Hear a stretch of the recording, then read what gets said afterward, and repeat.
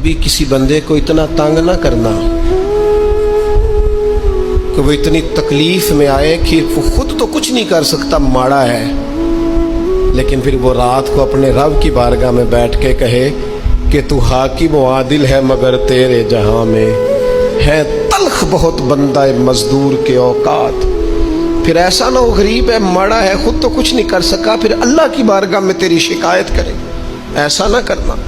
میرے نبی پاک علیہ السلام کے درویش صحابی تھے حضرت سعید بن زید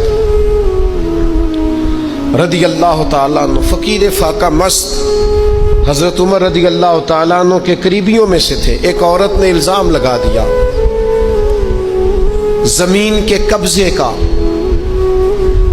میں کیسے آپ سے کہوں کہ جب لوگ کسی ایسے شخص پر جس نے زندگی ساری دیانتداری سے گزاری ہو، لوگ الزام لگاتے ہیں نا، تو یہ بھی نہیں سوچتے ہم بات کس کے بارے میں کر رہے ہیں، کھلی ہوئی زبان ہوتی ہے، جو مرضی کہہ دیتے ہیں۔ حضرت سعید بن زید پر الزام لگا دیا، اتنا بڑا آدمی، محبوب کا صحابی، اور عورت نے الزام لگا دیا۔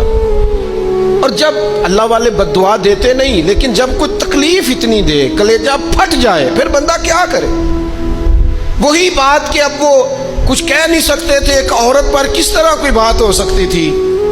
دونوں ہاتھ اللہ کی بارگاہ میں اٹھائے، یہ صحیح حدیث میں موجود ہے۔ دونوں ہاتھ اللہ کے حضور اٹھا کے عرض کرنے لگے، مالک اگر یہ عورت جھوٹی ہے نا تو پھر اسے اندھا کر دے اور اس کی قبر اس کے گھر میں بنا دے۔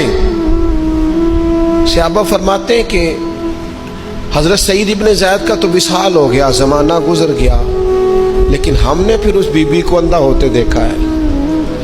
پھر اس کے گھر میں کنواں تھا اور ہم نے اسے اپنے ہی گھر کے کنویں میں گر کے مرتے ہوئے بھی دیکھا ہے۔